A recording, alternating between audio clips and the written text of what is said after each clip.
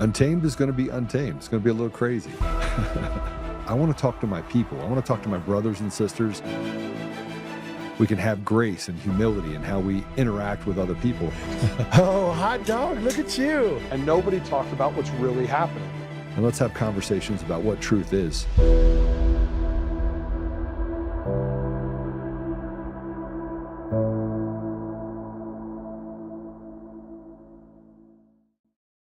Listen to this guy right here coming up next for about 1 minute and 30 seconds. This is something I've said. This is not original. I'm not the first person to say it, certainly not the last. This guy says it, I think, beautifully. So 1 minute and 30 seconds, worth your time. Listen to it. Realize the potential that you have as a man in this society. I finished my conversation last time I was here. These gentlemen over here threatened me with arrest for my First Amendment right, which, equal treatment under law, right? Thank you. Okay, so today, if y'all threaten to arrest me, make sure you actually have the law that I broke. Go ahead and get GPT chat. This is gonna happen in a minute, and I'm gonna ask for it before you threaten me with arrest, so don't look stupid. Okay, men. So in this population, you have roughly 350,000 people.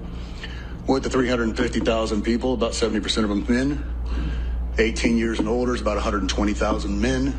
If just 0.1% of the men in this town would do what I do, this city council meeting would be overflowing with men, over 200. If there's more than 200 men here, what do you think happens to these cops when they try to illegally arrest us? What would you do? Would you arrest 200 men for telling you, I don't believe in you and you're a piece of shit? Would you? You see how the tides would turn if y'all would just listen? And then you could take those 200 men and do it across the entire United States at every city council meeting. And it would take the men, 1 hour a month to change the entire world. Men could change the entire world if they just sat up here and did what I did. Thank you for not threatening me for arrest. I appreciate it. Cussing is legal. Right, Mr. Weasley. Mr. Weasley, last time I was here, you said cussing was illegal. You have no statement now? Y'all learned. Thank you for your time. Before I leave, your officer also understands constitutional rights, as he told me, fuck you in the hallway last time I was here. So fuck you and have a nice day. Well, what he said was the quiet part out loud. And the quiet part is really simple, is that we could affect change and change everything that's happened to us being institutional slaves if men would just stand up. So today we talk about men standing up and liars sitting down. Please sit down. We think that everything that we are facing today it's something you can't overcome. How do you overcome something that is so draconian? I mean, we have to look at it from on its face and go, listen, all the stuff that we face, from COVID to the vaccine, losing jobs, being bullied in the market, having this group of people. We talked about the SPLC and the fact that they were manufacturing crimes, manufacturing racism. It's no different, actually, than what the ADL is doing, Anti-Defamation League, of standing on one side of the political aisle and slandering people with impunity on the other, trying to make decisions for different political parties by creating these lies. And everywhere we turn, we see it. I mean, it's hard not to see it. I look at the fact that we have fraudulent elections. We have fraudulent judges and judiciary. The entire idea is, how do we defraud and take away from the American people what was never theirs to take? Yesterday, we had a day. I talked a little bit about the Anti-Defamation League, the SPLC, the ABCs, the Kyle Clarks, all the different entities that attack our free speech while peddling lies to the American people. And I'm the danger. I'm the guy that's the problem. I'm the guy that they can't, that I'm violent. And when we start talking about violence, we have to look at the projection that's happening from their side. I'm the one that lives in a house that's fortified with thermal cameras. I'm the one that has to carry a weapon everywhere I go. I'm the one that's had more death threats over the last 6 years than I could probably count. Even if I had the ability to go back and quantify how many they are, I'd have to also quantify the fact that they sent powder through the mail to my home. They attacked my wife, my children. They did things to make people around me miserable and afraid for their own lives, all in hopes of shutting me up. And so we have this 19th hit piece, the 5th time, actually, that Kyle Clark was writing a piece about me, talking about the synagogue of Satan and people that are Jewish, that hide behind good Jews. In other words, they do evil things over and over and over again, and we're just supposed to accept it. We're supposed to say, no. They can do whatever they want because they're Jewish, and you're not allowed to say anything or you're an anti-Semite. So when I tried to separate the wheat from the chaff and I started saying, listen, we have to do this because good people are going to be victimized by people who aren't smart enough to figure out that these are really just Satanists.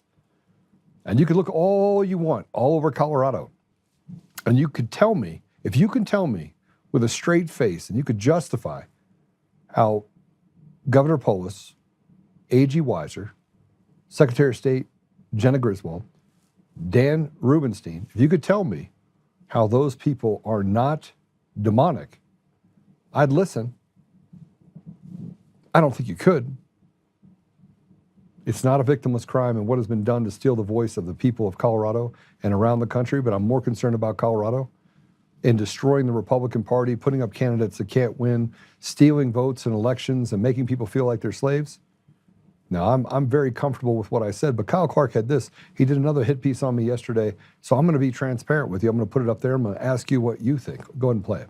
A coalition of Jewish groups is asking Colorado Republican leaders to reject MAGA podcaster Joe Oltmann's run for state party chair. Oltmann has called for the execution of Colorado's leaders, calling them a synagogue of Satan Jews. They're demons. These are evil devils. MAGA podcaster Joe Oltmann from Douglas County says Colorado's governor, attorney general, and secretary of state, who are all Jewish, should be tried for treason and executed. The synagogue of Satan is a real thing. These are devils. These are demons. 9 News has learned 3 Jewish organizations recently wrote a letter to Colorado Republican Central Committee members who will decide if Oltmann becomes the next state party chairman. The Anti-Defamation League Mountain States, Jewish Community Relations Council, and Colorado Jewish Action Alliance said Oltmann is putting lives at risk with his, quote, dangerous and repeated anti-Semitic rhetoric. The letter echoes similar concerns privately voiced by the same Jewish groups in a letter to the Colorado GOP in January. At the time, Oltmann was running for governor, a race he left to become the only prominent name running for Colorado GOP chair. I'm going to sue you, all of you. Oltmann is now threatening a lawsuit against the Jewish groups and calling them satanic. That our state is literally rotted to the core right now because of pieces of like you. I won't apologize for it. I won't apologize for talking and speaking the truth. In their letter to Colorado's Republican Party insiders, the Jewish groups said electing Oltmann would send an unmistakable message, writing that Colorado's Jewish community and all who value public safety, human dignity, and responsible leadership are watching closely.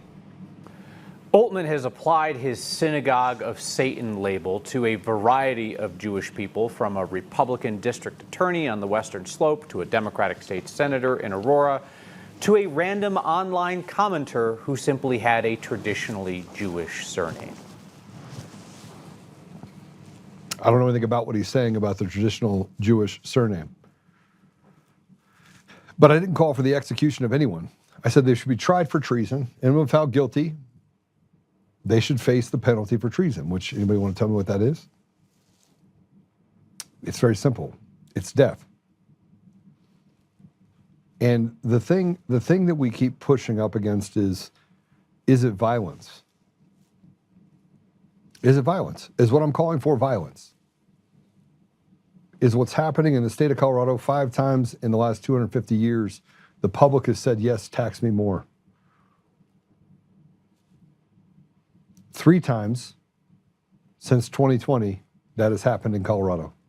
So the people of Colorado are moving out in droves, but they elected to raise the taxes on themselves and triple their property tax. No, it's not possible. Matter of fact, the only 5 times that it's been asked, all 5 times it's passed. 3 of which in Colorado. We have stolen elections and we have a system designed to steal the voice of the people. And the entire time you have people like Kyle Clark, Anti-Defamation League, and these guys, which by the way, they're all radical leftists that are now reaching into the Republican Party on our side and saying they're creating a narrative that's not true. I want to protect the good people out there. And by the way, I'm not a self-loathing Jew. And since I share heritage on Christian, Jewish, Catholic, I'm a mutt. And people that I represent and that I say these things for, they don't feel safe to say these things themselves, include a rabbi. Many, many, many Jewish families that feel like they're held hostage as well. And if you think that's a lie, then call someone. You've never been over to Israel. Call someone that lives in Israel and ask them if there is civil unrest and if most of the people support the leadership of Israel. They'll tell you no. They'll tell you no. I just had this conversation with a good friend of mine, literally inside of my office. And he goes, Joe, I would not disagree with you with what's happening in the separation between good people and these bad people that hide behind them and then use the dog whistle of anti-Semite in order to protect themselves. We've got to be honest about the outcome and the consequences for bad people doing bad things to good people and then hiding behind other people. And when criticized, use the word anti-Semite. And if you don't like the synagogue of Satan, it's in Revelations 2:9, Revelations 3:9. I'm repeating that it says in the Bible that people will literally say that they are Jewish and hide behind good people when in actuality they are a part of the synagogue of Satan. Go check it out. So now it's unpopular for you to talk about what is in the Bible, or conveniently you can only go to Genesis 3 and say, hey, if you don't bless Israel, you can't be blessed. This selective use of the Bible in order to be either a bully stick or a bully pulpit is, I find, reprehensible. Lots of people right now across the country are suffering as a result of the behavior of a cartel, a criminal group of people around the country. So I call it out. You don't have to like it. Truth is an awful thing, but I'm going to continue to speak it. I'm going to skip forward a little bit. We can talk about, after our guest comes in, we can talk a little bit more about this piece. Maybe you'll have a little bit of a thought on this. And for you in the comment that says, yeah, so yes, I'm not a self-loathing Jew. And yes, a good portion of my family is Jewish. They live in Israel. You have to be able to call bad people.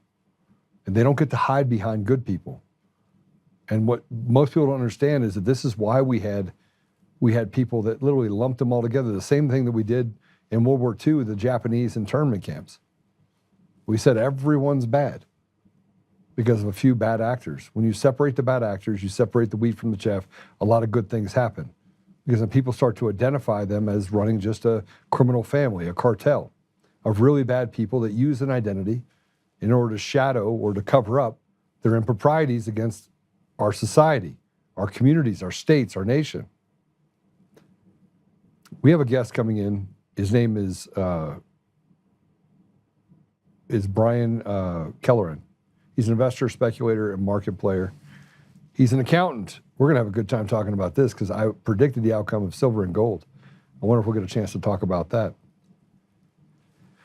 He's the founder of the Contrarian Corner, creator and voice behind Contrarian Corner, a platform and podcast dedicated to deep dive conversations on investments, finance, and microeconomics. He's an investment specialist. I'm curious to see how he's done. I've done fairly well over the last 5 or 6 years. Following his tenure in public accounting, he spent over years as an independent investor and contributing writer for Seeking Alpha, focused on individual equity research and market analysis. He focused on distilling complex insights from macroeconomic experts and financial data into actionable research for his subscribers, emphasizing a boots-on-the-ground approach to market ideas. Welcome to the show. Thanks for having me. I appreciate you having me on. And you're young. Yeah, no, I love this. Not a old chicken. So I got I get the question all the time, like, how old are you? And it's like basically when I say 30, people are surprised. So that's the. Do you know how excited I am? I didn't even know. I haven't watched your podcast, but you'll see that I talk a lot about young people, and the young people. This is a young man's game, right? Young people need to take control of things. Right now, they're just sitting at home. We wouldn't have had the beaches of Normandy or the ability to win World War II without young people. Yeah, no, I think it's there's a lot of things where you see the generational divide in some of these different topics that I think are fascinating to watch, and I think a bunch of people my age are ready to see some major changes on a bunch of different fronts. And I think the next 10 years are going to basically decide what happens in the U.S. for hundreds of years. So it's going to be fun to be around. So you worked for the Big Four. You worked for Deloitte, EY. Who'd you work for? KPMG. So KPMG. Yeah, I got stuck in the Seattle office and stuck basically. It was all remote work post COVID. So it was a little bit of a shit show, basically. So well, tell everyone how many hours a day you had to work. I can give a horror story, I guess. Basically, I would say on average is like 50, 55. And then, right, it obviously ticks up in the busy season. But the worst stretch I had, I think this is past the statute of limitations. I got put on the Value Village IPO job. And that was basically from, I think, the September before I left to mid-October. We didn't have a single day off. We worked 8 to 8. And that was like the average day. So basically 12, 14-hour days every day for 6-7 weeks. So was working for people I was not a fan of, and they were pushing different agendas as far as the clot shot and all that. So I was like, yeah, this is not the place for me. So that's when I kind of decided it was time to move on to the next thing. Are you vaccinated? No. You're pure blood. Yep. Are you married yet? No, I haven't found a woman worth keeping. So it's I got to play matchmaker here. We got to find you. We got to find you someone.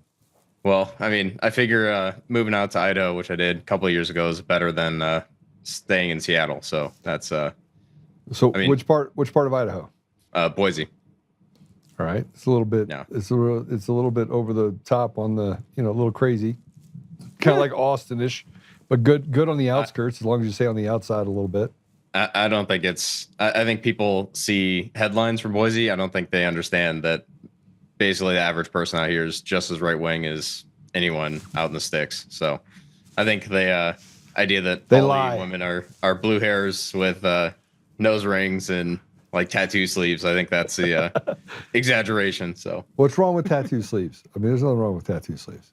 I'm not a big fan of tattoos on women. So let's just. Not on women. No. But we can have them. we I mean, I don't have any tattoos, but that's just another personal decision. So. Yeah. So you moved to Idaho. My in-laws live in Driggs, Idaho. It's not that far, just a little south. Okay. Let's talk about some investment stuff because I want to. So I like to invest a lot. It's kind of like my gaming, although I lost my rear end in crypto. What's your thoughts on crypto? Generally, not a big fan of crypto for the most part. I'm definitely partial to the precious metal side of things, basically hard assets, commodities, and stuff like that. But when I look at crypto, I think there's certain applications that can be useful. But when you start getting into the stuff that's happening with Bitcoin and the stuff that's going on with stable coins and kind of all these different things where, like, you see Tether basically stocking up on gold, you see all these different things that are, I think, leading to, I mean, people call the CBDC and like basically say, oh, it's going to be the end of the world. But I think they're kind of trying to do a lot of that stuff with stablecoins and use it as a backdoor to a lot of the digital control stuff. So, you mean like point over there and say, this is coming, this is coming, this is coming, when actually they're a part of the actual system to make it come?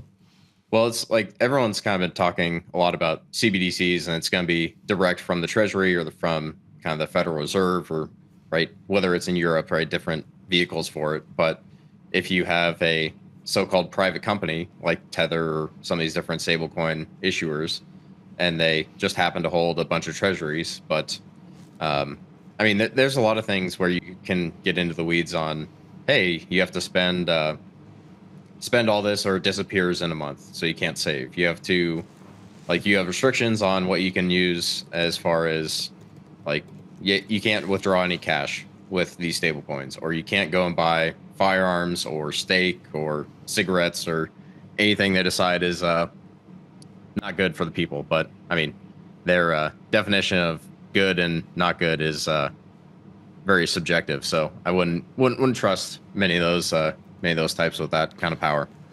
Well, it's funny you said that because I have 3 gun stores, 5 ranges, and we're one of the largest sellers of guns and ammo in the state of Colorado. But I'm going to take a quick. I'm going to show you something really quick. This is a new commercial that I've barely seen. So Okay. just to give you an idea of oh, you are? All right, we won't do that yet. You're driving me crazy. See, it totally screwed up my game. It just screwed me up. But they won't let me actually take Bitcoin or a coin inside of the gun store because they said it's a forbidden environment. Interesting. So some of these platforms are already starting to limit or eliminate our ability to transact on guns. Now, we had to get past this when we started growing rapidly, but you know, this is a real thing. It's guaranteed by the Constitution. It comes right after freedom of speech, and yet you have entire currencies that are limiting your ability to transact on those things because they're the arbiters of reality. Yeah, no, I think the biggest problem too, when you look at something like Bitcoin and Ethereum and some of the stuff that's happened as Wall Street's gotten more involved is right when you see kind of the futures markets and ETFs and all these different effectively derivatives, then you can see kind of the price manipulation that I think has been a big part of why gold took so long to really get moving over the past 40 years. Because I think if you have powerful people that don't want the gold price to start showing, hey, there's people questioning the current financial system, then you're going to have all the tools in the toolbox to kind of manipulate the price and have certain narratives be the dominant ones. So let me let's talk about gold and silver for a minute. I had Gold Fix on, and are you familiar with him? Yeah, Gold Vince Fix? Lanchi. Yeah. He's a good guy. Vince is my buddy. He's awesome. And in October, or is it August of last year, I said, silver's going to go to $200. He's like, no. I was like, look, it's going to go to 100 in less than 12 months. He's like, yeah, you're totally wrong. And so I called him and I was like, you ready to get on? I just need to hear those words, Vince. Do it for me. Just say, you're right. You're right. What do you think is going to happen? Yeah, go ahead. Oh, I was just going to say, I think it is right to have a certain amount of caution. And I think the kind of long-term secular view for the precious metals is that we are going way higher because that's going to be kind of a pressure release valve. And like, I think 200 an ounce by the end of the decade is basically a lock from here for silver. Gold, I think, when you see kind of the trend on the central bank side and the other large institutions that are basically piling into it, I think you're looking at 10,000 an ounce. And again, part of this is what's going on with the currency and the devaluation and the inflation that everyone kind of sees. The kind of dark horse, I think, is actually kind of the most interesting is platinum. And that's one that most people, even the gold and silver, I mean, bugs is kind of a derogatory term, but even the gold and silver bugs will basically look at you and say, like, platinum, really? And if you look at the supply and demand setup where you basically lay out where's the stuff going to come from, where are we going to use it, we're basically in a 1 million ounce deficit for every year for the last 3 years. And we've got, I think, 2 million or 2.5 million ounces above ground inventory.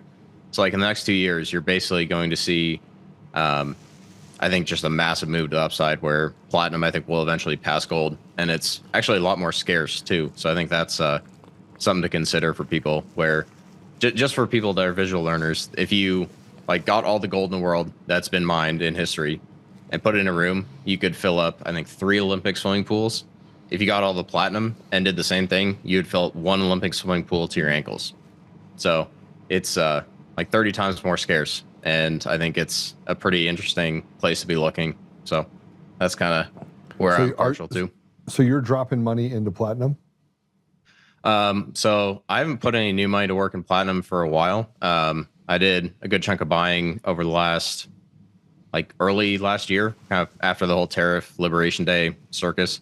Right now I'm kind of looking at some of the precious metals stocks and equities just because that's, like I've got plenty of physical. And if I start, like there's limits to how much physical you can hold personally without, getting into vaults and having to pay for storage and all this other stuff. So, I think it makes sense to have a certain amount of like personal, like in your house type precious metals, just because like if the shit really does have to hit the fan, you're going to want it easily accessible. So it's better to have it and not need it than need it and not have it. So that's kind of my opinion on that. But I think the kind of commodities stocks and some of the equities I think are pretty interesting even after some of the run they've had over the last 12 months.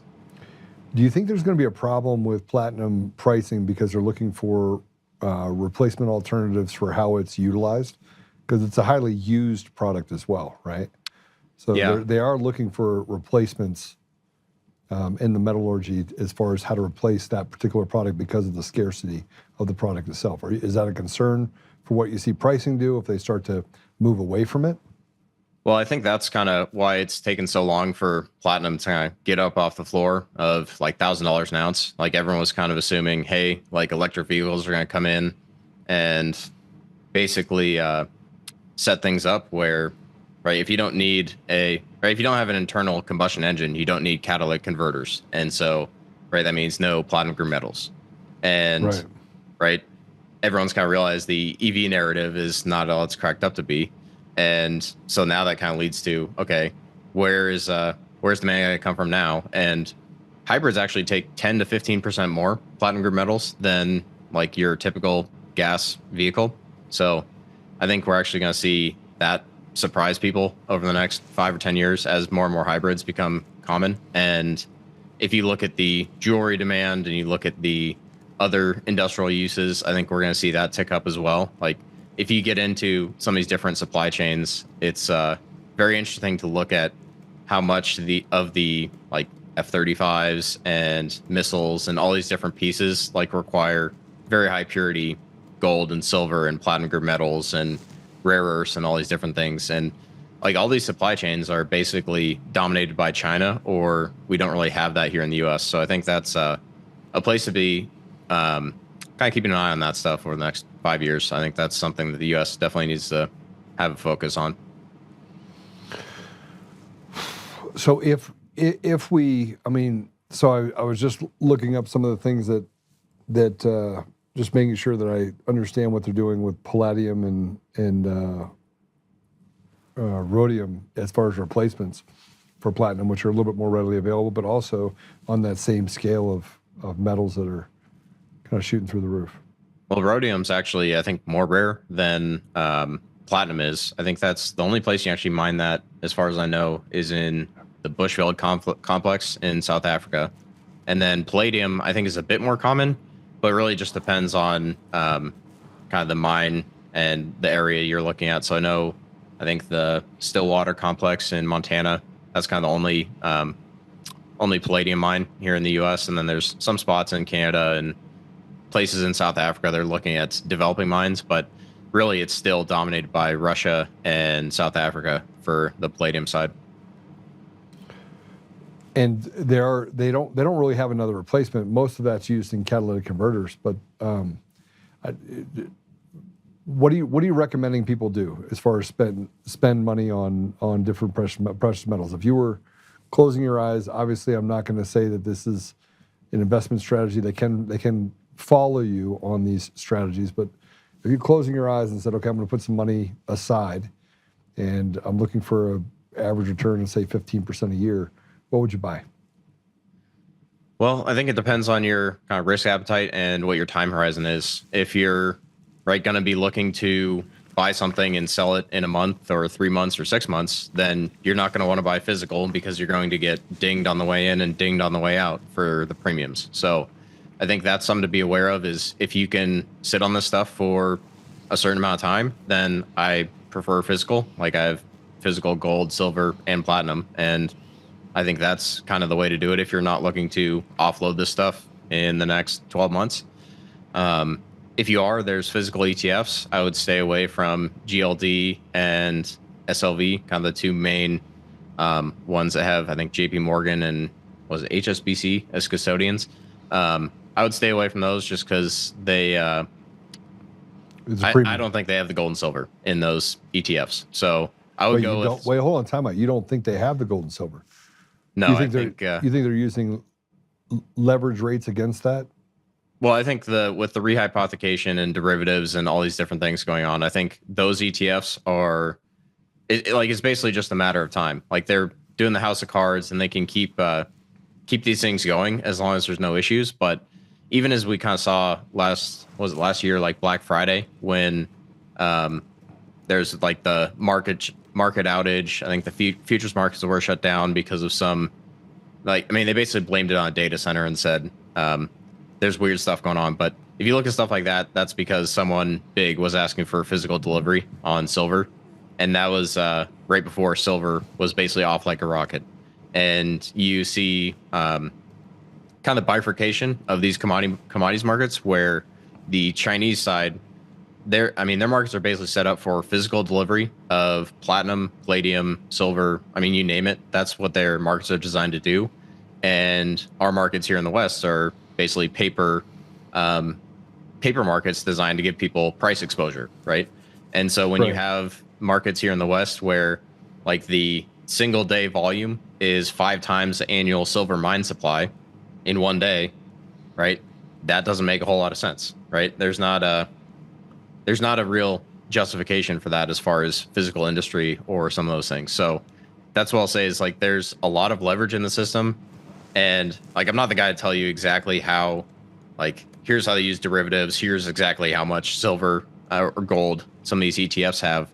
But I don't think, given their past history, you can trust some of the big banks to basically have the gold or silver that they say they do. All right. So what about playing the exchange arbitrage from China to the United States?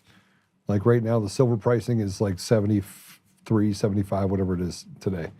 But that same price index in China could be somewhere between $100 and $120 an ounce. Yeah, I'm just pulling it up here, seeing what the price is today. And just so you know, I gave a friend of mine a bunch of silver to take to China, and he took it to China because I was like, all right, well, I got a bunch of silver. Do you want me to just ship it over with you? He's like, yeah, I'll do that. And we made like 40 grand. We hit the maxes for how we could do it, made 40 grand. He flew back over. That's after we paid everything else. Came back, then I came back and bought it again here, and it was an easy way to make money. Yeah, well, that's the thing is if you can do it in size, then you can and do it legally where the Chinese government will let you get your money out, right? Then I think that's something where they'll let you if you declare it. If you tell them what you're doing and you tell them why you're doing it, you do it in advance and you make sure that you have, proper custodians there. Yeah, that you're getting it's easy. The problem is they only let you do it a certain number of times before they then want you to register and then go through tariffs and then they work try with to suck JP dollars Morgan off it. yeah, which I won't do. Yeah. Well, I think the thing is that's definitely something that is an option. Like right now, I'm looking at the other screen here. The Chinese markets at 86, and here in the US, we're at 75. So it's still like over 10, 15% premium. And you can do the math on like how that gets pretty interesting as far as like the number of ounces, right? You obviously have travel and other expenses, but like there are definitely big players that are contributing to the drain of physical metals into China and into kind of other countries. I think the month of March, they had record silver imports for China, like is basically a massive spike in what they're bringing in. So which actually drove down pricing because it was like 140, 150. Like it was up there compared to what it was in the United States. I think that same time frame it was like 110 or something here, 105. I don't remember, but it was a pretty big difference. It was more like 30 or 35 points. It looks like it taps 139 in kind of on the peak before you had the interesting day on was it 30% or whatever it was. That was totally organic. No price manipulation there. No price games there. But or 100% price manipulation.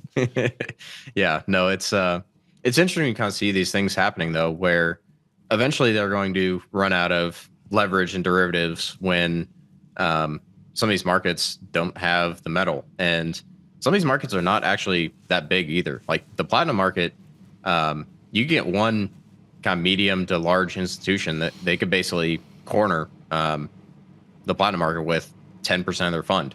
So like all it takes is a couple of big players to wake up and see some of the imbalances in some of these markets. And I think that's a very interesting place to be looking. So the thing I'll add on silver too, with kind of the manipulation side, is I think it's very hard for people to see how long it's been, like what has happened to the dollar and where silver like would be trading if it was a organic like free market.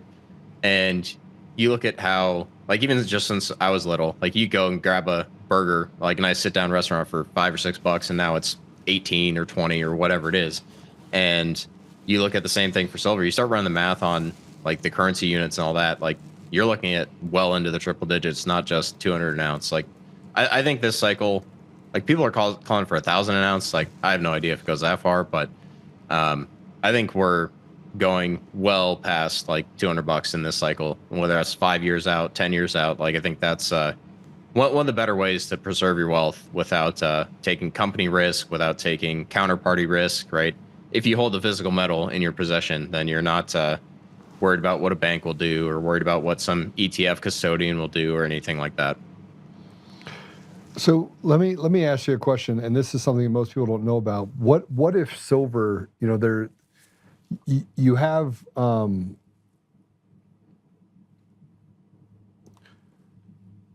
you have these things called TRQs. Are you familiar with those?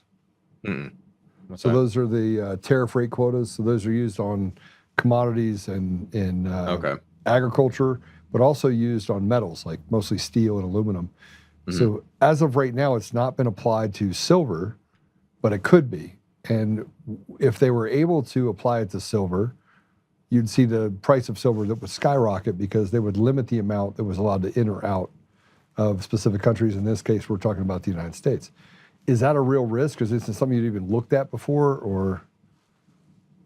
I would say the risk of that happening for gold is effectively zero. For silver, it might be a little bit higher, but I still think with the amount that we produce versus other countries, it's very hard to see the justification for a silver tariff. I'm not saying that's impossible, but it's much more, I would say it's a lot closer to reality than a kind of tariff on gold, if that makes sense. Because if you start putting kinks in the system as far as the gold side of things, that opens up Pandora's box of what else could happen. So the only reason I say that is because if you look at Section 232 related to this, and I remember dealing with this overseas in the Middle East, the exemptions that you have, they just now applied or created and made silver a critical mineral, right? And under 232, critical minerals are subject to tariffs, right? They are subject to quotas, quotas. So in the same thing, you know, they do this quite a bit on sugar. That's why you have, you know, sugar prices are normal, or they're just steady, because it stops the influx of sugar from overseas. But because they did that, I look at it and go, oh, is there a risk of it becoming subject to the TRQs and under the 232? And if it did, it could do one of two things. It could drive the price into the dirt, get it down to $10, $11, or it could drive it all the way up to $200. I don't think we're ending up at $10 an ounce anytime soon, but kind of regardless of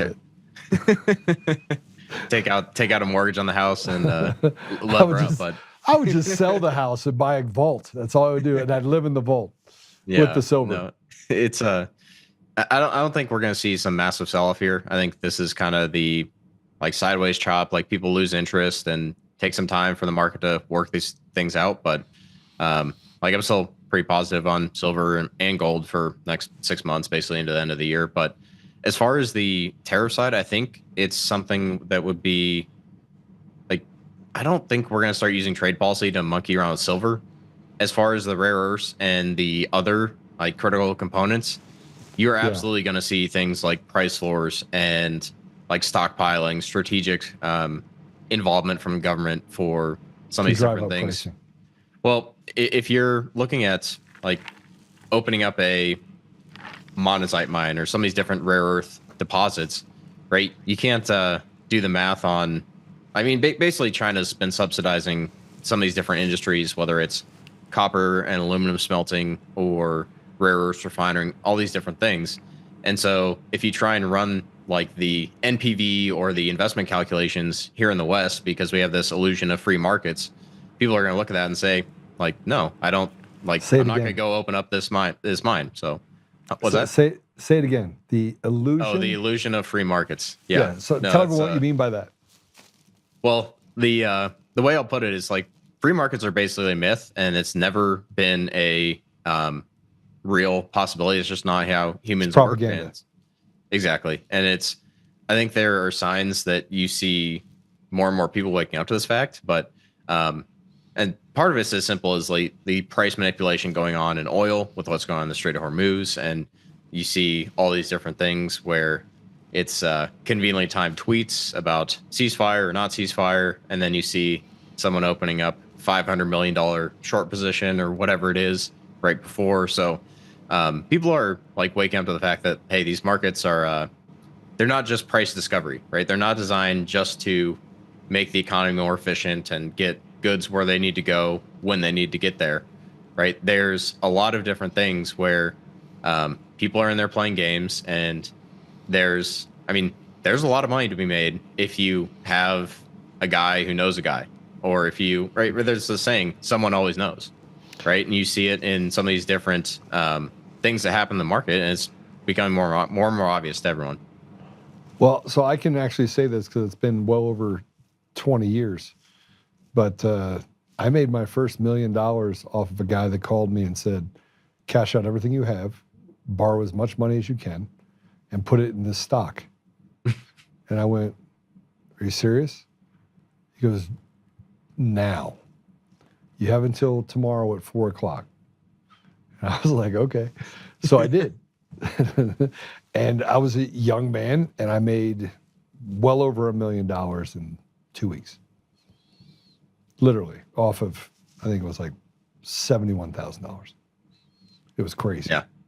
There you and go. then he called me and he said, now take it out. And I said, okay. So I took it out. So it is really who you know. And I say that because, and they've been insider trading forever. I mean, people have been insider trading forever. Look at Congress. Congress does it every day. They actually affect policy and then, drive up a stock, and they're investing in it first.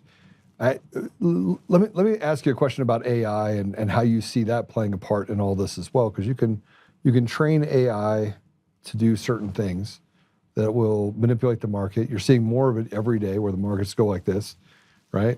Buy at the low, sell at the high, buy at the low. So you have people that are making huge amounts of money, including myself, off trying to look at what that trend looks like. What is the candlestick telling us today, right? Yeah, I think it's hard to put too much into like this being like day-to-day moves having actual significance as far as, hey, this is what this means. And I think people just take whatever the narrative is and trying to apply it. And sometimes it is like, oh, here's why oil is moving and here's why this is happening. But I think it's really a lot, like there's a lot that's driven by market positioning and the call options, put options, and the different derivatives that are in play. And so when you see like everyone get on one side of the boat and everyone's freaking out, then you get kind of the S&P rally we had recently. And I think if you look at valuations, like none of this makes sense as far as the AI tech stocks being where they are. Like the CapEx boom that's going on can't last. And that's kind of besides the point. Like if you look at how much more efficient some of these models are going to have to get, right? The real bottleneck for AI is not the eggheads in Silicon Valley coming up with the next like iteration of the model. It's, can you get the physical commodities and build out the supply chain and the utilities and the power and the infrastructure for all this stuff, right? And so they're gonna. I was just gonna say they're gonna have to figure out how to make this stuff more efficient and realize the bottleneck is like the physical commodity side and the scarcity that's been built in there from kind of past 15 years. All right, so I want to talk specifically about what you're saying, because I think the luster of AI is kind of wearing off in a large way, because it's a one-trick pony. Now everyone has that pony. And what we've been experimenting on inside the tech that we work on our side is microtizing the tech. So I could put it on a 600, Blackwell 600 or 6000 series, and just have it inside the office, and it can do the same thing and have the same power as, connecting to a Grok or a, Perplexity or any of that, or any of those things. So do you think maybe they're overbuilding to AI as well? Because, I mean, frankly, the more I look at it on the tech side, and I'm on the tech side, I don't see the use case being, I see it being problematic, because it drifts too frequently if you don't have it specifically trained on a specific task. Yeah, I mean, this is not my area of expertise, I guess, but what I can say from looking at just what I've done in the past and some of the projects I've been working on the side, that if you don't keep the AI focused on certain things, then it'll forget or hallucinate or have these different errors. And sometimes it'll just basically make shit up. Like that's where you have to have some level of expertise in whatever you're asking about. Otherwise, you'll blow right through it and just assume that's right. And there'll be something in there that is just completely ridiculous as far as, hey, it's citing this number or citing this study or completely making up some, legal code. Making up a study. Making up a study. Yeah. I mean, that's the thing is you have no idea unless you have a little bit of background and can say, hey, this, even if you're just asking about, I was doing some digging into kind of the refining and supply chain side of things. And it's basically running calculations with gold at 3,500. And that was when it was at 4,800, 5,000, right? So it's you have to poke and prod it into the right direction. But I think it's something where if you aren't having the critical thinking while you're using it, then you're going to miss pieces. As far as the kind of downloading, having a kind of AI or language learning model that is not connected to Grok or Gemini or one of the kind of bigger kind of hyperscaler models, I think that's something that I've kind of played around with a little bit, but it's going to be, unless there's some open source kind of revolution, I have a hard time seeing how that becomes something that is used at scale. Well, I mean, they're proving right now that it can't be used at scale. Is really what they're proving, because they have to reset the Grok, even Grok itself, every 7 to 10 days. So every 7 to 10 days, they got to hit the reset button and go make sure that they're pulling back on what Grok is actually learning. And here's otherwise, it gets good at pattern recognition. Yeah. Well, and it's the dead internet's a real thing, so they get to pick and choose what direction, even when they're talking about what truth is. I mean, they'll make up all sorts of stuff and say, all right, I don't care about your feelings, and then it'll say, oh, you have to care about people's feelings. So now you can be a unicorn or a cat and have a litter box in the corner. So it's literally forgetting science and being trained that way. And that's why large language models are so dangerous, because it really is machine learning. It's not AI. And until you start applying NPUs, neural processing units, to the mix of CPUs and GPUs, you'll never get to a place where it starts to truly think for itself. And when it does, it throws out all this nonsense we have in our society. Yeah, well, that's the thing is, if you look at the things that have happened in California over the past, 20 years, right? That bias that is basically how Silicon Valley has been built up, right? That's going to get plugged into what comes out of the AI, right? Garbage in, garbage out, right? It's the same thing for computer models as it is for humans. So that's kind of the oversimplified way of looking at it. But I think you're right on that. We're not going to get some artificial intelligence out of the LLM style AI, right? It's going to take kind of another step or a completely different direction. And I think one of the things that's interesting is if you dig into it, I think the military or different agencies, ones that we probably don't even know the name of, I would guess their technology on this is 20, 30 years ahead of what is publicly available. So for all I know, they could be already working on some of the different neural networks or different things that are just kind of starting to be talked about. So that's the little tinfoil hat kind of conspiracy side of things. It's not conspiracy theory, though. I mean, what you're saying is absolutely true. Yeah. I mean, the quantum computers have been around for at least a decade, and they've been used for wargaming since, again, at least the last decade. And you wouldn't have some of the things that we have so quickly that happened in 2020 that didn't just pop up and people say, okay, well, we're going into a lull and everyone's staying home, so now we're going to become more efficient. It was a reset on what the expectations were from the public and what we were able to push out, get them excited after basically browbeating them to death during that pandemic. Well, it's like, just look at the SR-71. Like, that came out 50, 60 years ago, and people are still driving, 68 Mustang at the time, right? Yeah. So you can see the technology gap of what the military is working on and what the agencies are working on versus what is kind of available to the broader public. Yeah, the SR-71s also leaked like sieves, so they didn't get it all right. Yeah, well, that's the thing is, like, there are going to be pros and cons to any of the like very leading edge technologies, and I think this is one of the other rabbit holes I've been down recently is some of the stuff with geothermal energy. Yeah, and I think they basically let out several different technologies in the last handful of years that is going to make that a massive source of energy in the Western United States, where it's a lot more viable.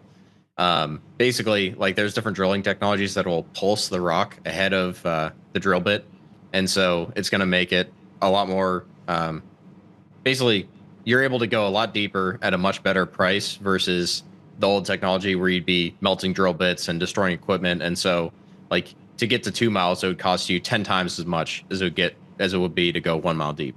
And if you look at some of the geothermal wells, like, you can produce 50 or 100 megawatts from a single well. And you start to factor in some of the other oil and gas technologies, and you're looking at multiple wells tied into a single surface location and all that. I mean, you're talking similar amounts of power from a geothermal operation as like a nuclear plant. Yeah, and with no waste. Yep. Or limited or almost non-existent waste. And they've been talking about this since the beginning of time. Matter of fact, Nikola Tesla talked about, basically getting energy and getting the ability to produce energies from the earth, specifically. Yep. Well, that's the thing is we're going to get to a point where I think energy can be too cheap to meter. It's just there's certain agendas that would not be a big fan of that. And right, you can go down the rabbit hole of, hey, is it going to be thorium molten salt reactors? Is it going to be uranium? I'm not a big fan of the small modular reactors approach on some of the uranium stuff.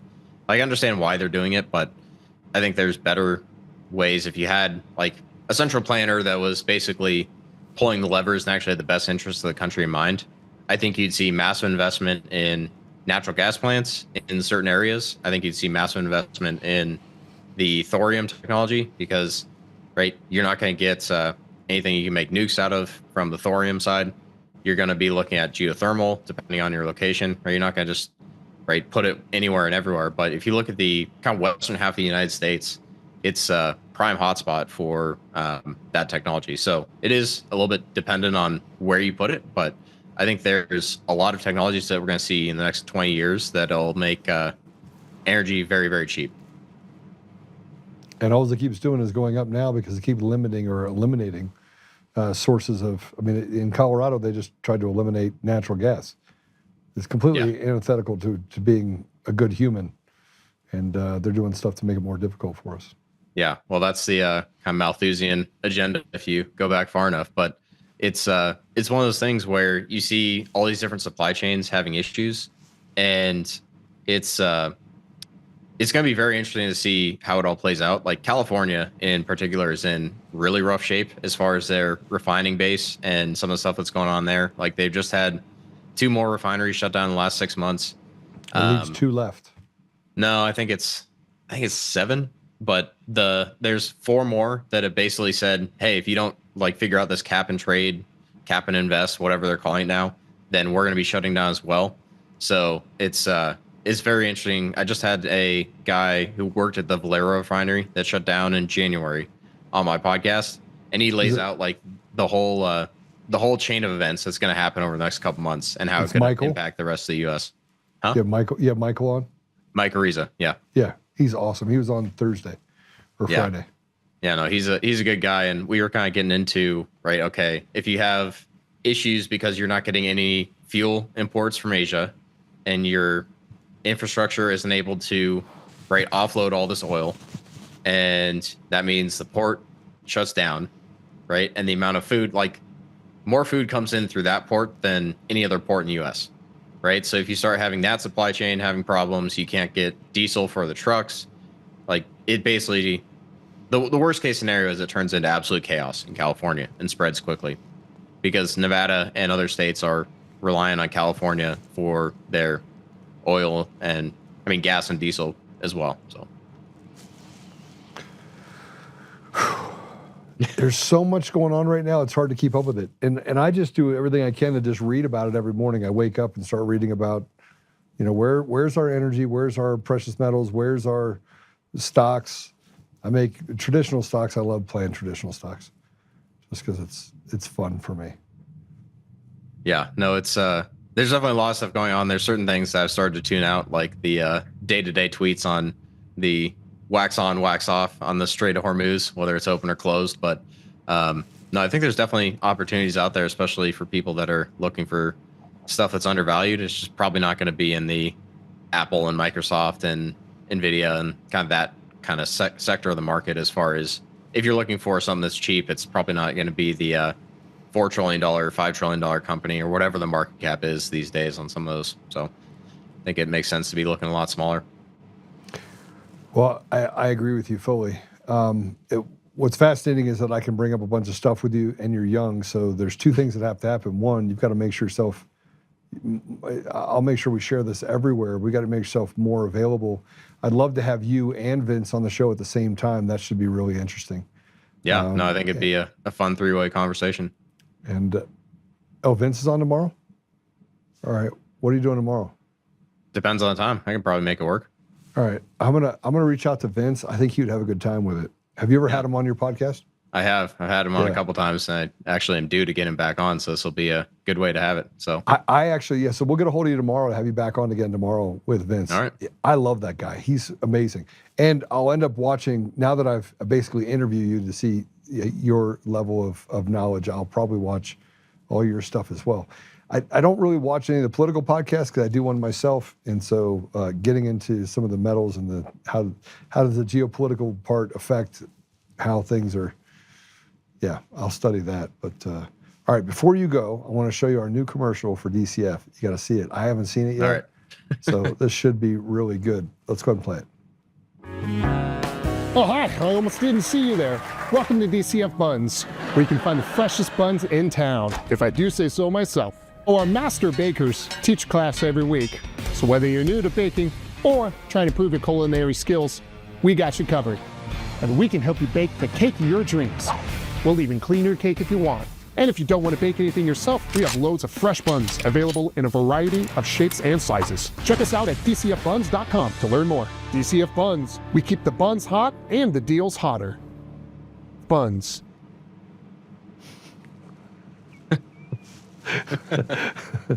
That's pretty good. So the reason why what's the advertising rule? I was going to say there's got to be some reason.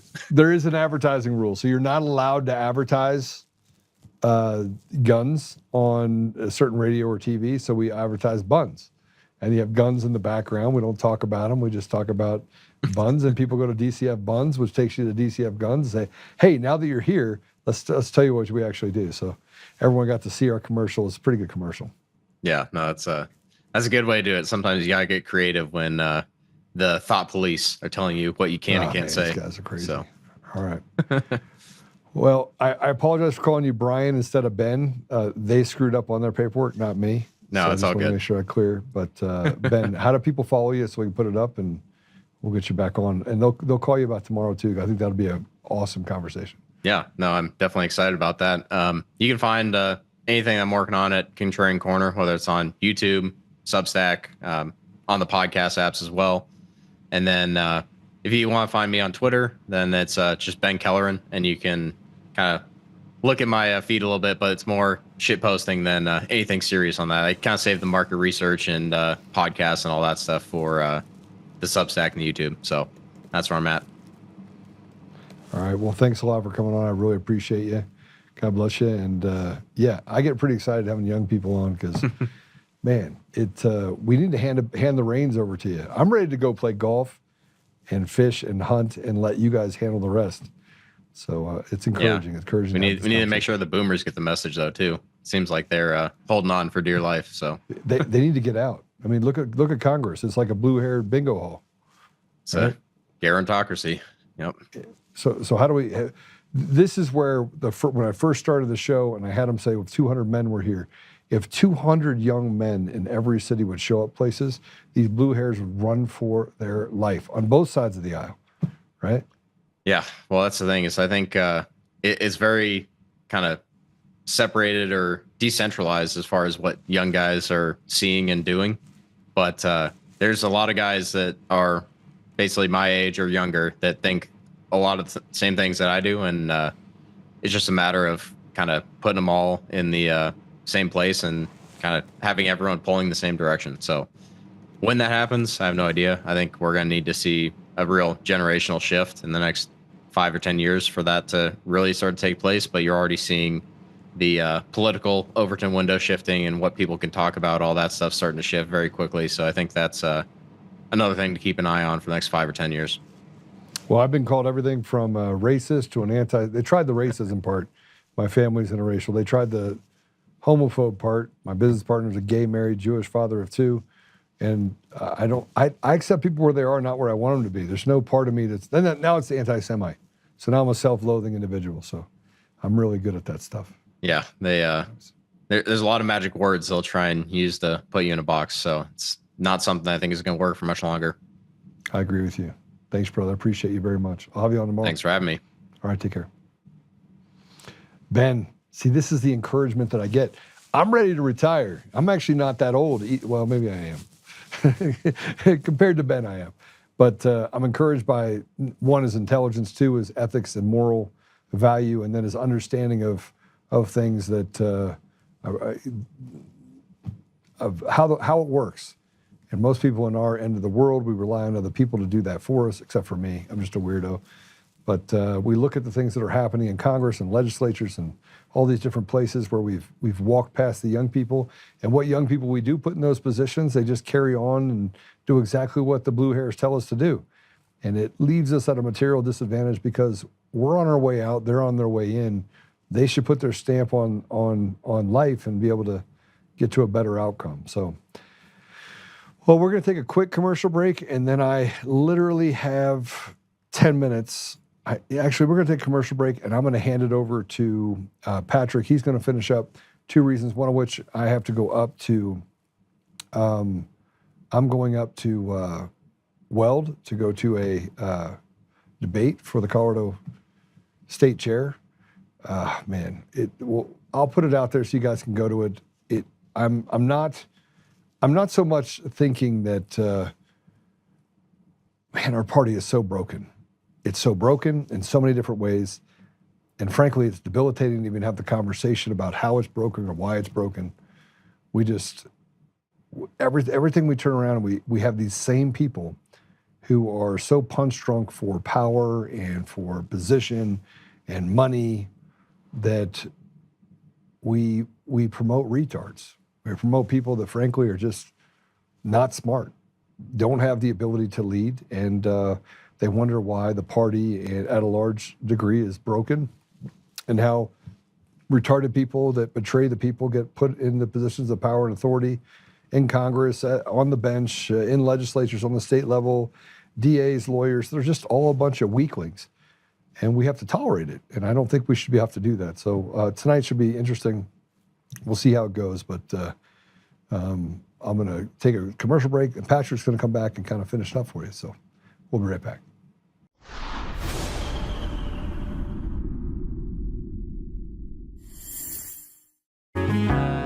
Oh, hi. I almost didn't see you there.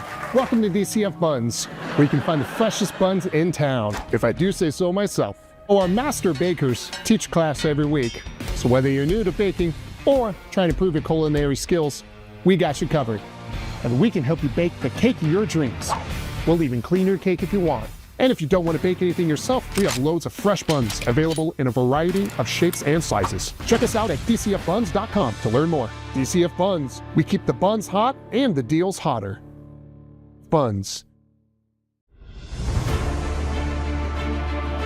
In every thread, in every stitch, Honor-Bound USA weaves the fabric of the American spirit. It's not just apparel, it's a testament to God, family, and country. At Honor-Bound USA, we're a family of patriots who put our faith, family, and America first. When you visit our website, you'll find a line of products that embody our commitment to pray, stand, speak, and act. As the official site for the Untamed podcast, all of our products proclaim speaking the truth with courage. We also have the powerful documentary from Professor David Clements, Let My People Go. Identify yourself as one of the few who are willing to stand for what they believe in. Join the Honor-Bound USA family today. Wear it as a badge of honor, commitment to the values that shape us, and a pledge to the bright future we will build together. Because when you're honor-bound, you're not just wearing a brand, you're embodying a lifestyle.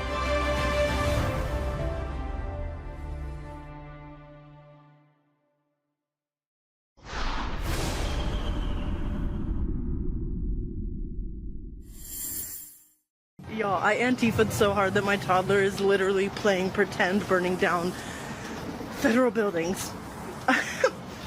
He was waving a stick around saying, burn, burn, burn. And he looked at me and he said, I burn federal building, Mommy.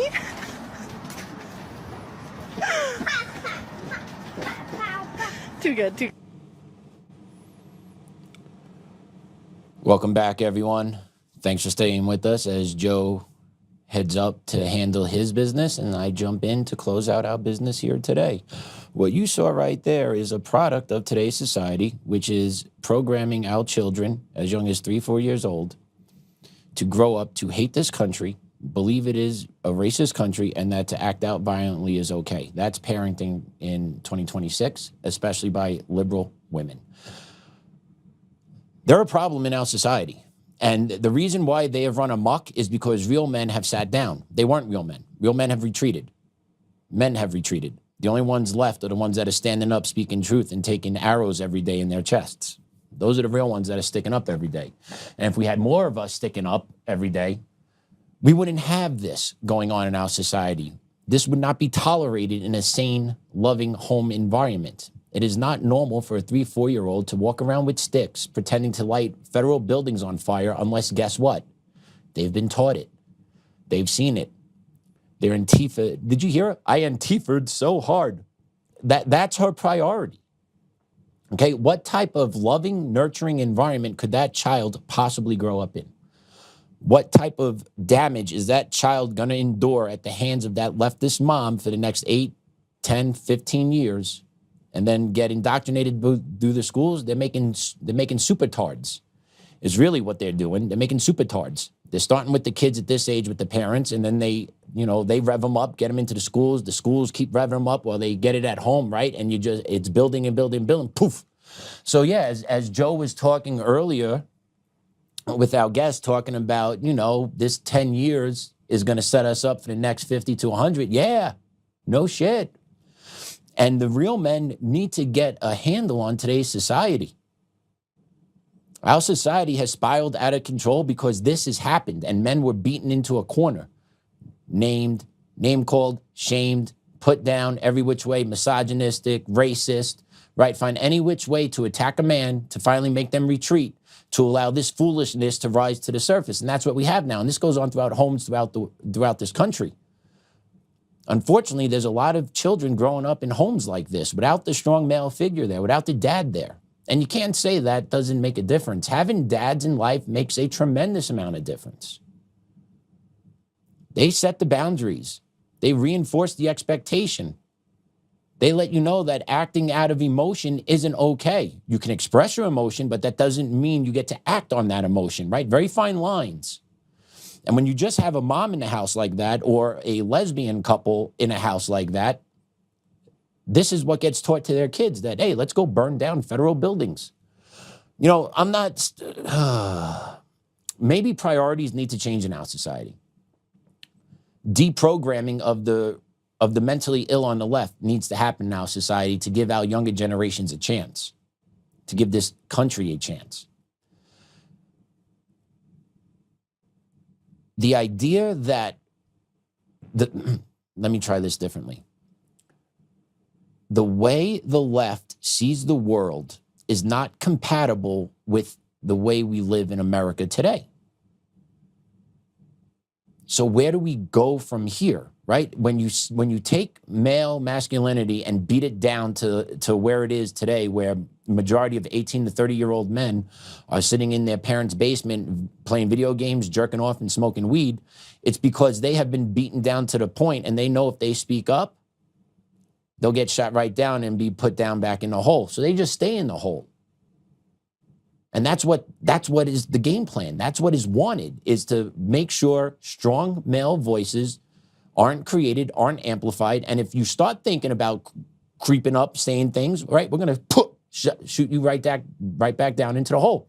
And that's why there's not that many truth tellers out there, strong male figures that are out there in the space talking about society. They're not. They're not going to the school board meetings either. They're not going and being active in their kids' educations, right? It's tiring. It's hard being a parent. I get it. You work 9-10 hours a day. You drive another hour to 2 hours a day. You get to see your kid for an hour, 2 hours a day, Monday through Friday if you're lucky. I get that. But what do you want? Where do you want to leave this country, and how do you want your child to be viewed when you're gone off this planet is what you really got to ask yourself. And if you're a parent that's sitting there right now saying this guy's an idiot, he doesn't know jack shit, I just want to get my pension, make sure I get mine, get by, and then my kids, God bless, good luck, here's a little check after I die, good luck. Well, then you're part of the problem too, because you're just setting your kids up to fail, especially if you're a white male. Because if you haven't been paying attention, the target is on their back. And once you're gone, there is no protection for them. And you're not doing anything to make sure there's protection for them. So you're actually hanging your kids out to dry for the future. And I refuse to do that. I refuse to have my boy in 15, 20, 30 years, for however long, him to be vilified and have a target on his back simply because he's a white male that has different beliefs. Like, that's not going to happen on my watch.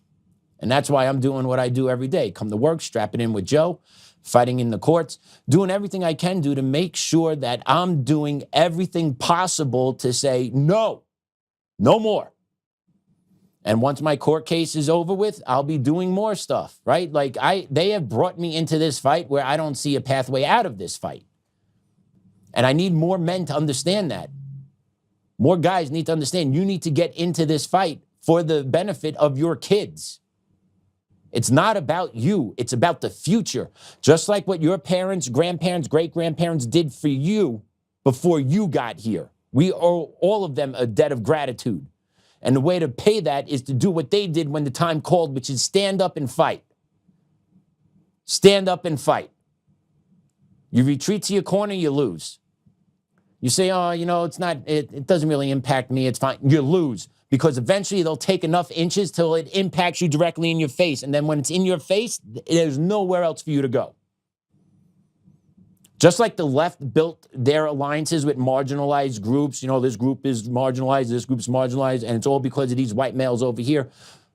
Well, the right needs to start organizing. Strong males need to start organizing to push back against this garbage on the left that's come for the past 30, 40 years nonstop. I want to play this other clip for you because we're talking about parenting. Parenting is a primal instinct that has been ignored, and actually our government has told our parents, specifically our women, you don't need men in the household.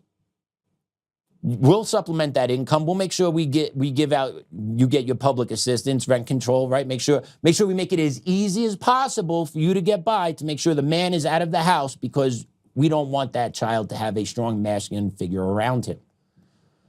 Well, take a look at this one. Take a look at this family out of Canada. Let's play cut 2.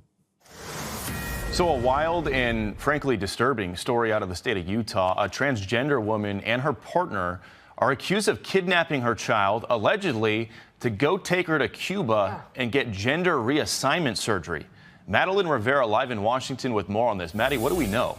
Hey, good morning, Bill. So the case prompted the Justice Department to send a government plane to Cuba to bring the 10-year-old child back to the U.S. Federal officials say the child's biological father, Rose Inessa Ethington, who's now a transgender woman, and her partner took the 10-year-old for what was supposed to be a camping trip in Alberta, Canada, late last month. But they never made it to their hotel or campground. Instead, after crossing the Canadian border, the couple allegedly flew from Vancouver to Mexico City. Then they took another flight from Mexico to Havana. All of this happening, by the way, without the knowledge and permission of the child's biological mother. Court documents don't state whether Rose and her partner were actually planning on getting the child gender-affirming surgery in Cuba, but the FBI says they found notes at the couple's home with instructions from a D.C. mental health therapist to, quote, send the therapist the $10,000 and instructions on gender-affirming medical care for children. Rose's partner had withdrawn that exact amount in late March, per the complaint. Family members of the 10-year-old boy say they were worried Rose had manipulated him to identify as a girl. Rose's brother tells the New York Times she had been pushing for the child to get transition surgery since he was 5 years old. This seemed to be clearly all be coming from Rose, Rose's brother says. It was heartbreaking and hard for me to see. Rose and her partner have been charged with federal international parental kidnapping laws. They'll face the remainder of their court case in Utah. Bill. How about torture? What they're doing to children. And it's only one side that keeps pushing this affirming care, mutilation surgeries. It's only one side that keeps doing it. To the point where this tranny kidnapped his own child to try and get surgery done in Cuba, hiding it from the mom. In what rational world is this acceptable behavior? And once again, our federal government is doing diddly-poo, putting any type of pressure on every state across this country to enact state laws to outlaw gender-affirming care. They're not doing it. Okay? And don't say that they can't. They 100% can. That's why the drinking age in every state is 21. Because the federal government says, okay, all 50 states, you're going to make the drinking age 21 for everybody. Otherwise, we're going to withhold highway funds. And then, boom, here we are, drinking age 21 for God knows how long. So it is possible to be done. They just don't want to do it because the chaos favors who? The op. And here we are. Everyone wants chaos. Everyone wants fighting with each other. The only ones that don't want it are just normal folks like us. We want normal civility. We want boys to be boys, girls to be girls. And guess what? If you want to be a tranny, that's fine. When you're 18, do whatever the hell you want to do. But keep that shit out of the public spaces, in the schools, in the pools, in the locker rooms. Keep it out. You hear that 10 years old, right from left, or how to tie their shoes at this day and age. Especially if that thing is their parent. I guarantee that kid doesn't know how to tie his shoes. But that kid knows about sexuality and that, I want to make sure my pee-pee gets chopped off at 10 years old. It's absolutely disgusting. And that we have to always have these conversations. It's a mental disease. It is gender dysphoria. Why do these people keep getting their voices heard? Why are these practices not outlawed? Why is the Fed not cracking down on every state that is still allowing these types of surgeries and treatments to take place? Same reason why the SAVE Act doesn't get passed. Same reason Tina's in jail. Same reason why nothing ever gets done that we want done. Because it doesn't benefit us. It doesn't benefit those up top. So it's not going to get done. Instead, we just keep on the hamster wheel, until more and more men start getting up, getting out, getting loud, getting in the face. And that's what we have to do. There's no other option. If you think people above you are going to solve these problems for us, they're not. Cops aren't going to solve, because you know what's going to happen if you have a child that, is confused about their gender. You say, no, you were born a boy. You're going to stay a boy. Not in this house. Well, out here in Colorado, they'll come and take your kid away from you, right? So, you need to wake up. You need to not tolerate this shit anymore. All men need to come together and realize that we are the ones that are responsible for going forward. Okay, our politicians aren't going to handle it. Our government's not going to handle it. The police are going to side with the politicians because the politicians are the one that signed their checks. So at the end of the day, it's us that needs to be at the forefront, making as much stink, making as much noise, putting ourselves out there as much as possible to shine the light and to expose the hypocrisy and the stupidity of these policies that are shoved down our kids' throats every day because we know better. And if you don't know better, I don't know what to tell you. I feel bad for you. I really do. I feel bad for you if you do not see how awful this is. I feel bad for you if you don't understand the trauma that thousands and hundreds of thousands of kids are going through because of gender-affirming care, because they're not actually being treated the right way. And they're actually going to have more damage done later in life when they actually start figuring things out. Especially when you're actually programming kids at 4, 5, 6, 7 years old that, hey, you're gay. No, that looks like a boy over there, but he may be a girl. So we might not want to say if it's a boy or girl because you don't want to offend anybody, right? Just basic human stuff that has gone on since the dawn of time. Now in 2026 seems to be one of the most complicated issues of all time. It's crazy to me. And then if you think the parenting isn't bad enough, check out this clip from another lefty mom and the LGBTQ brigade. Let's play it. I just wanted to share this experience that I had with you really quick. I was taking my kiddo to the dentist and this was on the ground in the parking lot blowing across the ground in the wind.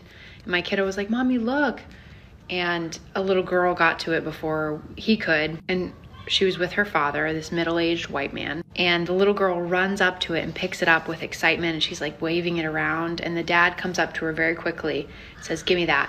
And he literally bends it. You can see where it's bent. He bends it in half as if he's about to crumple it up and throw it away. And I'm 10 steps behind him. Instead of just staying silent, I said, "I'll take that flag if you're just gonna crumple it up and throw it in the garbage." He turns around, sees that he's been caught, and is shocked. And he just kind of like gives me this look and is like, "Here, it's all crumpled up. Here, if you want it, you can have it." I said, "That's a nice flag." So I take it from his hand and the little girl's just watching us. He says to me, "Well, that's a matter of opinion." I said, "No, this is actually a matter of human rights." And we just so happened to both be walking into the same dental office for our children. So that man got to face his fears head on. And you better believe I wore this thing in my back pocket the entire time. And I just happened to bump into him like 7 times in the dental office. And he was sitting there watching me when I left. So this man was constantly reminded of the hate that he just lives in. But it was a very clear reminder to me that hate is not born in us. Hate is learned, because that little girl ran up and she was so excited about this flag, and her father, who has learned to hate people, couldn't stand the idea of his little girl innocently loving, innocently being happy. And I will be flying this very loved flag now in our home. I don't know if you can see it on camera or not, but my head's actually twitching. My head started to twitch as the camera came back on because I couldn't with that video. I felt a little, I just felt it in the top of my forehead, the pressure mounting. All right, that lady is, she's disgusting. Let's start there. She is disgusting. And let's talk about that flag. That flag is purposefully designed as a rainbow to attract young kids to it, right? It's a grooming tool. That's all it is. It's a grooming tool. If it was a colorful bag floating around in the parking lot, the kid would have picked that up too, right? So like, let's be honest here. The flag is purposely designed in the rainbow colors to attract kids to it, to bring them into their circle, to start the grooming process immediately. That's what it all means. Plain and simple. So when she's talking about, yeah, that dad should have thrown that shit in the trash. I wouldn't have given it to her. From jump, yeah, no, lady, this is going in the garbage. My kid's not touching it. I'm not letting you have it. I have it now. This is going in the trash. It's not human rights. This is a piece of shit flag that has that means nothing to me. So this goes in the trash. It's a piece of trash. It's on the floor. So I don't want to hear that, lady. And then she has to act just like leftists do, very petty, very, oh, the child was just so happy to be, and you know, I made sure I took this flag and showed it, right? She's going to be one of the first ones that's going to get tossed to the gallows once the left really take charge. When the whole exposure of the main plan behind it and communism installed in the U.S., she's going to be one of the first ones that's going to be strung up because she's a useful idiot. And she said right there, like, kids are taught hate. Anything else kids are taught, ma'am? Kids being taught to be gay at 4 or 5, be trans, bisexual at 4 and 5, because that's what you guys do. That's what you do when you introduce this into the schools, into the literature, into the shows, Netflix, on Hulu, right? On all these other shows that kids are watching. It's everywhere. It's the indoctrination going after kids because they want these kids programmed. They want these kids programmed. They don't want them to have families, right? They want to keep the population small. This is a whole big plan, guys. This is like a whole big plan, and the kids are a piece of that plan. Okay? They are programming these kids, right? You see it now in the 20, 30-year-old college liberal women that are out there now like, oh, I want a family. Why did I decide to put my career first? I want a family. It's all part of how they've been progressed through the system. And this progression through the system now is the sexuality portion of it, where it's not going to lead to more production of white children because they don't want white children. It's not going to lead to that because these children coming up are not going to have families. They're not going to procreate. They're going to be all screwed up with their gender transition surgeries, the puberty blockers, all the other chemicals they're putting in their bodies. They're not going to be able to procreate and have families. At least the ones that are living under these types of parents' households, which unfortunately is 30, 40% of the country. I wouldn't say 50, but I'd say at least 30 to 40% of this country is mentally retarded. Anyone in education, mentally retarded. Anyone that works in an equity department, mentally retarded. Anyone that works in local media, mentally retarded. Anyone that works in the court system, mentally retarded, right? You can just keep going down the list. Keep just going down the list, right? It's about 30, 40%. And that's what these people are. They're just mental midgets, and then they make their kids worse, right? I don't know if you guys seen this or not, but a recent study came out that for the first time that it's ever been measured, this generation of kids coming up is actually functioning lower than their parents as far as like reading, critical thinking, math, like basic everyday functioning skills. It's because, look at your parenting. And look where the men are. The men aren't. Do you see any strong dads in these videos? No. You think that's on purpose? Yeah. Because strong dads wouldn't tolerate this shit in their house. Strong dads wouldn't marry these and have children. They just wouldn't. And more men are becoming aware of this. The younger generation, at least the high school, early college kids, ones that were hooked into TPUSA before Turning Point did what it did. That group of generation was awake, but now they're trying to deprogram that group. Like if you pay attention to what's going on, there are massive psyops everywhere. There is mental warfare everywhere, all trying to keep us distracted and divided. But we just need to stay focused and realize what is actually going on in our society. Because they want us divided. They want all this happening. That's why no one ever gets anything done. They still collect their 6-figure checks up in Congress. They get their pension. They get their security detail. They get their budget, where then they pay their family members to work for them, right? Look at Ian Omar. What is it, 30 million? Oh, no, account error. Oh, I'm only worth 35K. I wish I had an account error like that. That's amazing. And then you sign off on it, too. Like, oh, no big deal. Oh, if they're saying I'm worth 30 mil, okay. But why would you sign off on that if you know you're not worth 30 million? Wouldn't you say, oh, there's a problem here? No, but then they throw it in right now, all these smoke screens. We'll see what actually happens. I see Tom Homan's talking about, she's committed fraud. I've seen Benny Johnson give an interview recently talking about the stuff that he's hearing that, oh, she's going to get I'll wait and see on that because they all protect their own. Every which way, they all protect their own. And speaking of the left, Tampon Tim did a little media blitz the other day with Jimmy Kimmel talking about the fraud and, playing I didn't know in Minnesota. Listen to this. Let's play cut 4. In all of this is these multiple cases of benefits fraud that were happening. Now, I want to ask you, did it take an extraordinary long time for you to know that was happening? No. Is that just something that has been spread? It happens in other states. We were going back to many of these people were prosecuted in 2021. He used it as an excuse because it was a perfect thing to do to say there was fraud. Imagine that. Coming from this guy, he would know fraud where it was at. Yeah. So used it to. He's like Sigmund fraud. Yeah. demonize the immigrant community, especially the Somali community. And I said what he was doing was the programs in Minnesota, look, we are a generous state. We're also like California, we're a payer state. We pay more in than we get back to support red states that don't support their people. But they came in to try and destroy those programs. And, you know, that's again, Rich, destroy programs that don't help them by billionaires who commit this fraud. But no, it was an excuse for them to do it.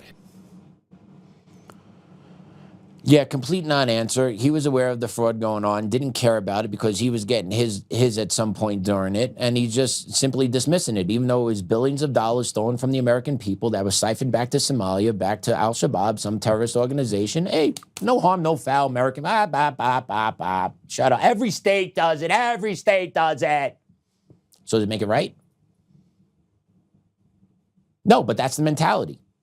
That is their mentality there. They don't give two shits about financial responsibility. They don't care that it's our money that's being siphoned off. And let's be honest, they're all millionaires. They're all millionaires. Okay, governors, mayors, federal government politicians, right? I know at the local level, they're not so millionaires, but they're still mostly well off. They don't give a shit. They're not impacted by their policies.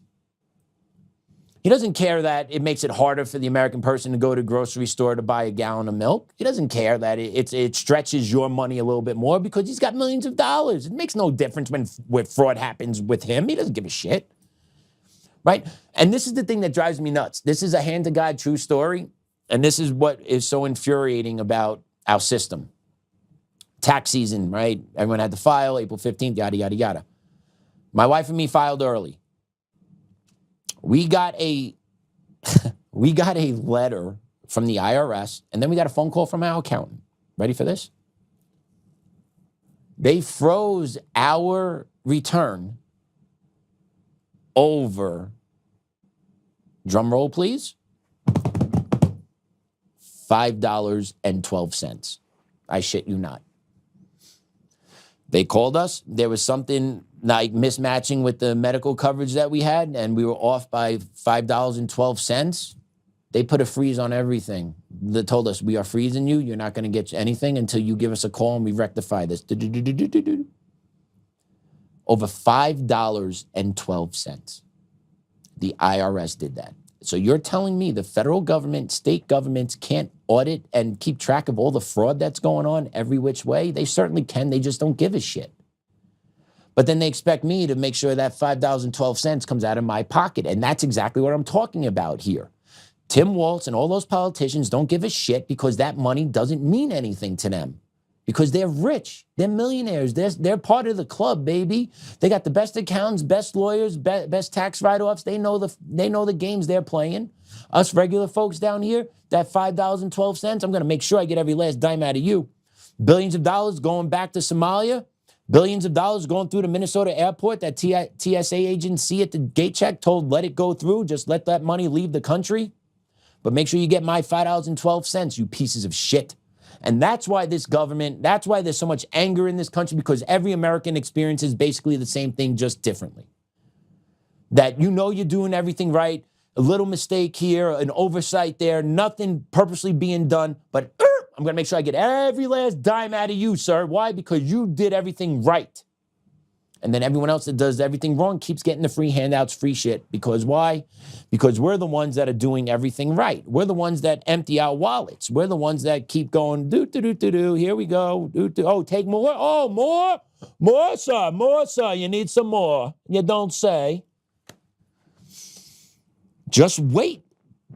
Just wait until the left really gets all the power. See what they're doing in their test runs, right? Look what's going on in New York City. Look what's going on look what's going on with Spamberger in Virginia. Look what's going on in Oregon, Washington, Illinois. Look what's going on in certain parts of Texas. They are going to come back and they're going to open up the floodgates on us to pop out the bottom of whatever economy we have left, to make us drive into universal socialism. And with that is going to become changes to our Constitution. Our Constitution will no longer be our Constitution. The Bill of Rights will be scrapped because we're going to need to be dependent on the government. They're purposely doing this to us. They're purposely making sure this fraud keeps on going and the grifts keep happening, all while making sure they take every single cent out of the American taxpayer's wallet. Where is that going to leave the American feeling, the American taxpayer feeling? It's a pressure. The pressure keeps mounting until something's going to pop. Now, what that pop's going to look like and what that's going to be, I don't know. But I do know I'm getting frustrated being treated like a second-class citizen in my own country when I'm doing everything the right way. Pay my taxes, raise my kid, get fired for being an American, still can't get into the court system, but I still go to work and pay my taxes. I'm an idiot for this, but I still freaking do it. Eventually, I'm going to stop because I get no bang for my buck. And I still pay taxes. My property tax then goes to the school district that I'm suing. So I really feel like I'm stuck, and the only thing I have is you. The people that I can talk to on this screen every day. The ones that listen, the ones that understand. I thank you for that. This is my therapy session. And then soon enough, eventually when I do get to court, Cherry Creek's going to pull all my videos and be like, oh, this guy's crazy. And then I'm going to look at him, I'm going to laugh and say, all of you are pieces of shit because you guys have driven me to this career. You took my livelihood and everything from me. And this is a news flash to everyone else. This is how the communists work with impunity, and they keep coming. One at a time, bink, bink, bink, bink, bink, bink, bink. Every which way. And then I'm going to finish with this clip today. Hakeem Jeffries was asked a hilarious question at a press briefing today. Let's take a look. Got a question there. Why do voters view Democrats so poorly? Did your dad give you that question?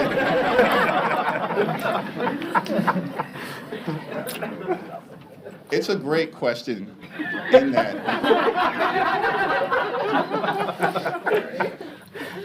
I'm going to have words with you after this, Mommy.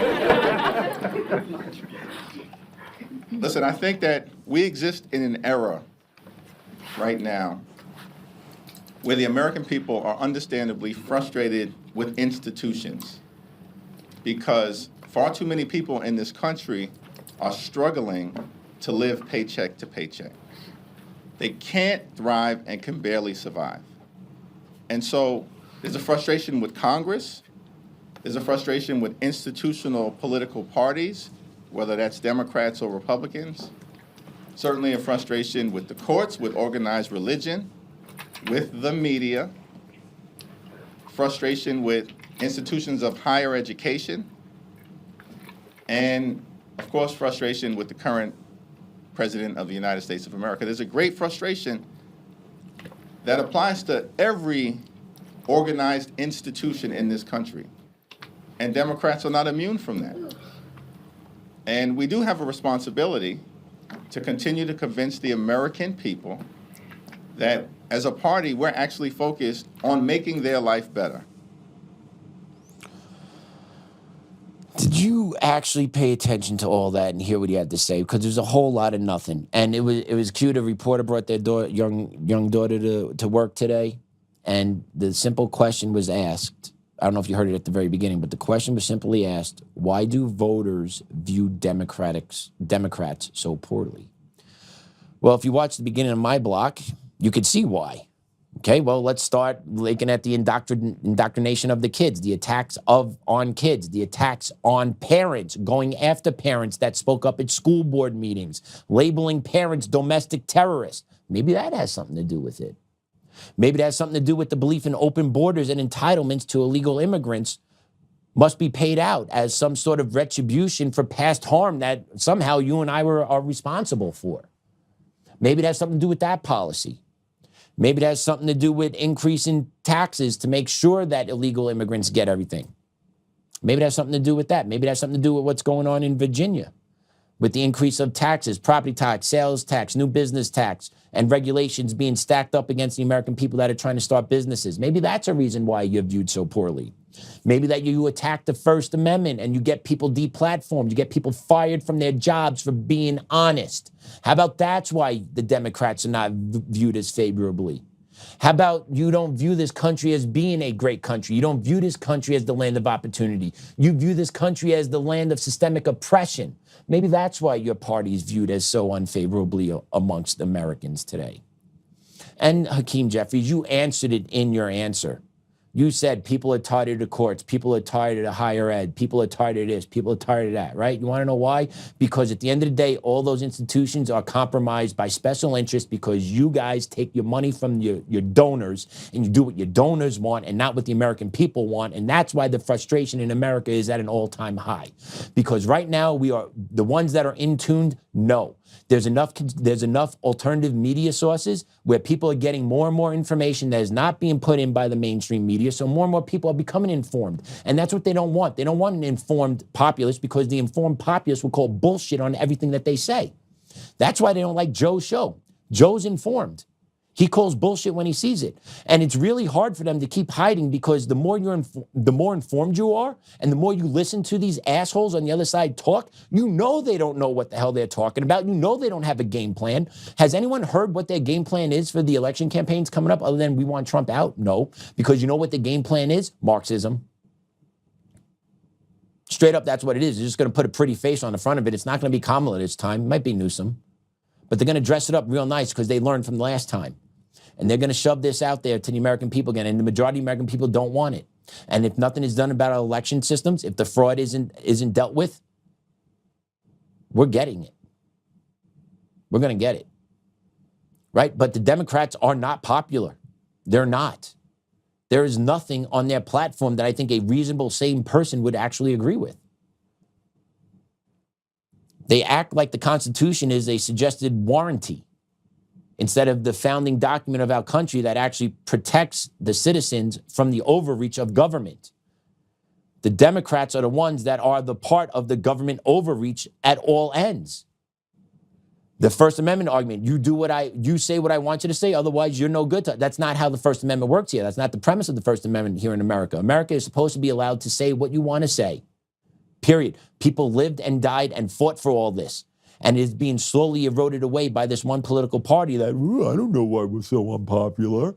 We know why you're unpopular. You know why you're unpopular. You just can't say it out loud. You can't say the quiet part out loud, at least not yet. Hopefully we never get to that point where you feel emboldened enough to say the quiet part out loud. If we ever get to that point, it's checkmate. But that's why real men need to stand up, start speaking out, start acting out, start making this difficult. Because the more we sit here, bitch and complain and not do anything on your end to make this better, it won't get better. No one is going to make this better for you. You can't rely on the courts. You can't rely on the political leaders. You have to rely on yourself and God. That's it.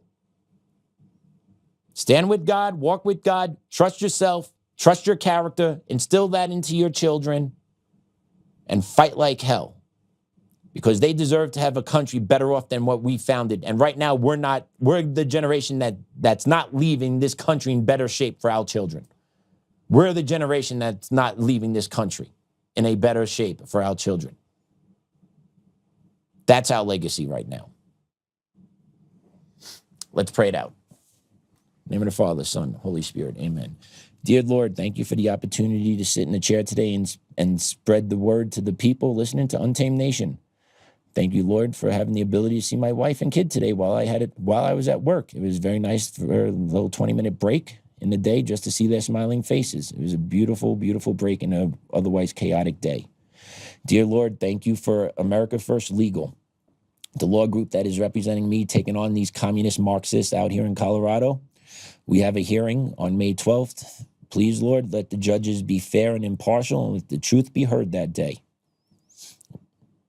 Dear Lord, please reach out and touch those that are struggling with their faith to nudge them in the right direction and bring them towards your light. There are signs everywhere. It's just a matter of what signs we see and when we see it and if we are able to connect the dots. So, Lord, thank you for just another beautiful day above ground. Hey, Grandma, Grandpa, Dad, miss and love you guys. Our Father, who art in heaven, hallowed be thy name. Thy kingdom come, thy will be done, on earth as is in heaven. Give us our daily bread, and forgive us our trespasses, as we forgive those who trespass against us. And lead us not into temptation, but deliver us from evil. Amen. In the Father, Son, Holy Spirit. Amen. All right, everyone. We got Vince and Ben back tomorrow, it seems like. Thanks for staying with us. Anything good in the comments? Thank you, Patrick. But you got more in your pocket during with Omar, not me. I definitely didn't make anything from Omar. That's what, yeah.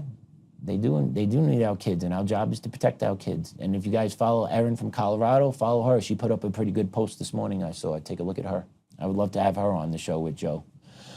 But all right, Joe will be in chair tomorrow.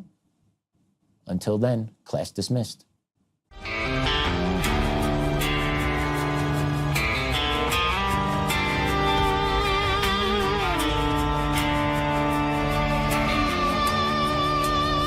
Rise up untamed in the heart of the fire where the wild ones roam. Joe Oltmann's calling, bringing truth back home. From conservative daily to this untamed fire, we shatter the silence, lifting spirits higher. No chains can hold us, no lies can prevail. Authentic and fearless on this rugged trail. Patriots gather under stars and stripes. Untamed nation, igniting the night. Untamed nation, let the truth roll out in this land of the free. Standing proud from sea to shining sea, we won't back down. Catch the fire, wear the crown. Untamed nation, it's our battle song, motivating hearts where the brave belong. Yeah, untamed and wild, forever strong. Play it again all night long.